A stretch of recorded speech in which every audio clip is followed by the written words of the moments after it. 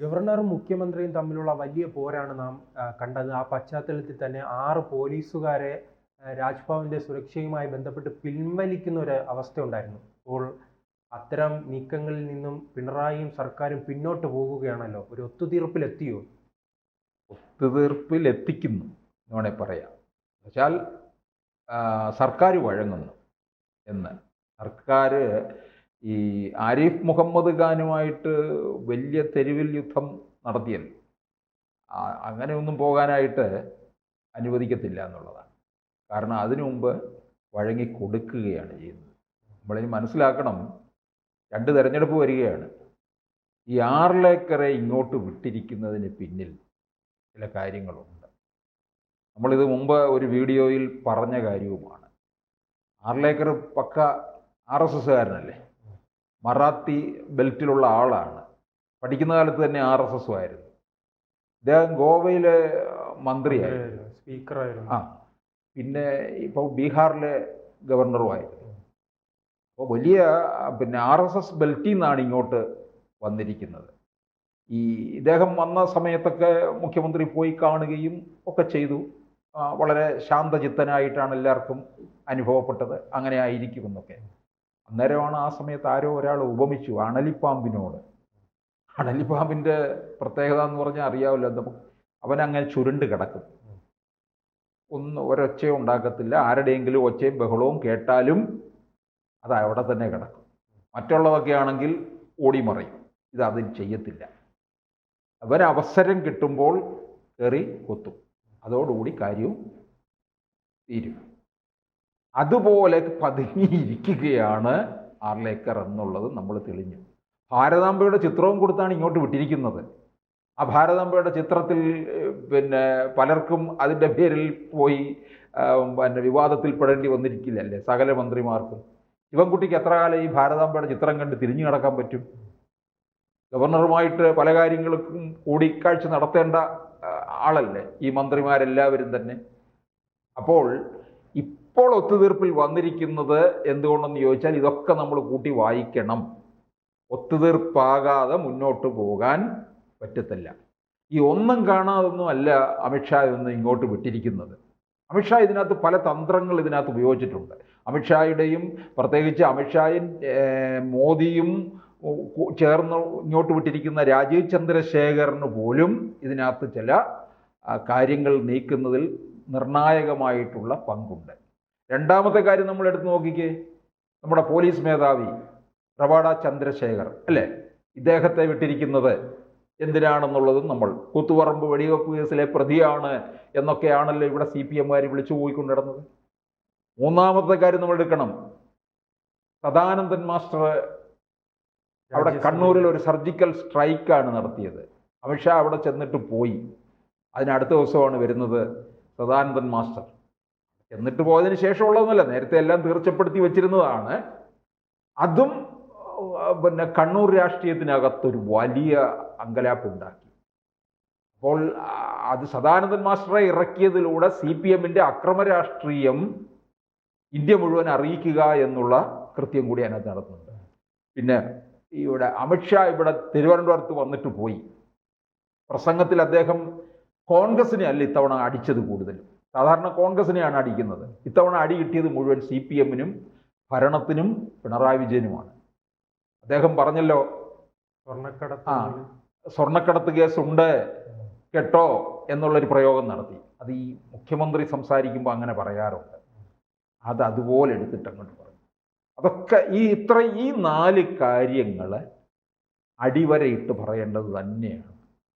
ഇതിൻ്റെയൊക്കെ അടിസ്ഥാനത്തിൽ പിണറായി വിജയൻ അറിയാം, ഇത് കാര്യങ്ങളൊക്കെ മാറി മറിയുകയും ഇല്ലെന്നുണ്ടെങ്കിൽ, ഇത് ചില നീക്കുപോക്കുകളുടെ അടിസ്ഥാനത്തിൽ പോയില്ലെങ്കിൽ, ഗവർണറുമായിട്ട് ഈ SFI പിള്ളേർ വന്ന് ഗവർണറെ വെല്ലുവിളിക്കുക, അത്തരത്തിലുള്ള ഒരുതരം തരംതാണ പ്രവൃത്തികളിലേക്ക് പോയി കഴിഞ്ഞാൽ സംഭവം വേറൊരു തരത്തിലേക്ക് മാറും എന്നുള്ളത് കൃത്യമായിട്ടറിയാം. അതിനോടൊപ്പം തന്നെ അമിത്ഷാ പറഞ്ഞ മറ്റൊരു കാര്യം കൂടെ ഉണ്ട്, നമ്മൾ വയ്ക്കണം. 2026 അധികാരത്തിൽ വരും കേരളത്തിൽ എന്ന്. അത് ഈ മറ്റേതെങ്കിലും മുന്നണികൾ നിസ്സാരമായിട്ട് അവർ കണ്ടോ? അവർ പരിഹാസത്തിലൊന്നും കണ്ടില്ലല്ലോ.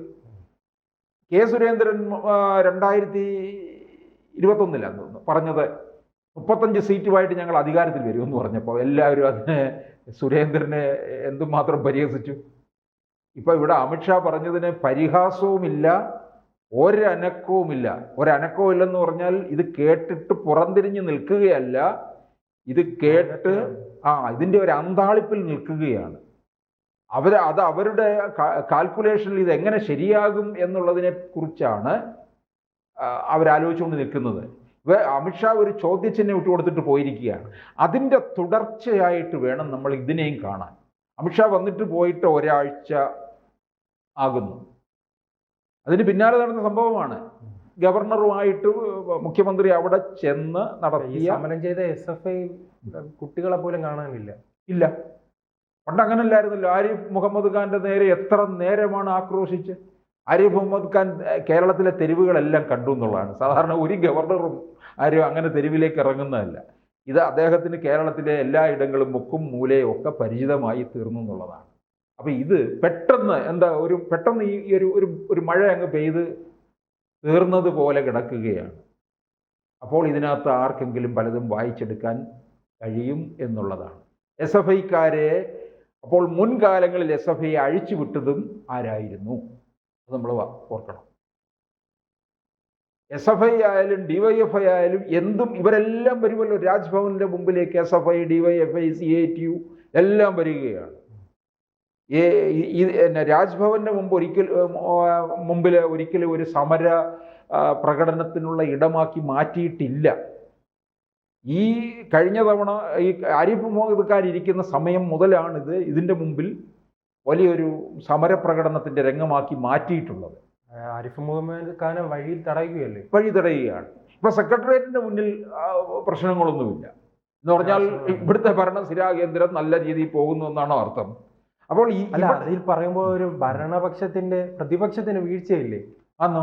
പ്രതിപക്ഷം എവിടെയെന്നുള്ള ചോദ്യം വരുന്നുണ്ട്. അത് നമ്മൾ പലപ്പോഴും പല വിഷയങ്ങളിലും പറയാറുണ്ടല്ലോ. എത്രയോ വിഷയങ്ങൾ കിട്ടിയിട്ടുണ്ട്. ആ വിഷയങ്ങൾ കൊണ്ടൊന്നും തന്നെ പ്രതിപക്ഷം ഈ സർക്കാരിനെ ആഞ്ഞടിക്കുന്നില്ല.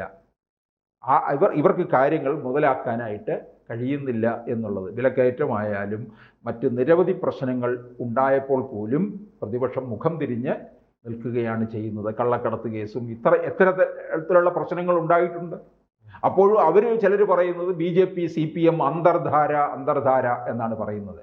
ഇവിടെ അന്തർധാര എന്നുള്ളതിനപ്പുറം നമ്മൾ വായിക്കേണ്ട ചില കാര്യങ്ങളുണ്ട്. CPMന്റെ നേരെയാണ് ഇപ്പം BJP കടുത്ത ഭാഷയിൽ കൊടുത്തിരിക്കുകയാണ്. അമിത്ഷാ വന്നപ്പം അത് പറഞ്ഞത് അത് കടുത്ത ഭാഷയിൽ തന്നെയാണ്. ഇവിടെ സ്വർണ്ണക്കടത്ത് കേസ് നിലനിൽക്കുന്നുണ്ട് എന്നുള്ളത് അത് മനസ്സിലാക്കേണ്ടവർ അത് മനസ്സിലാക്കി എന്നുള്ളതാണ്.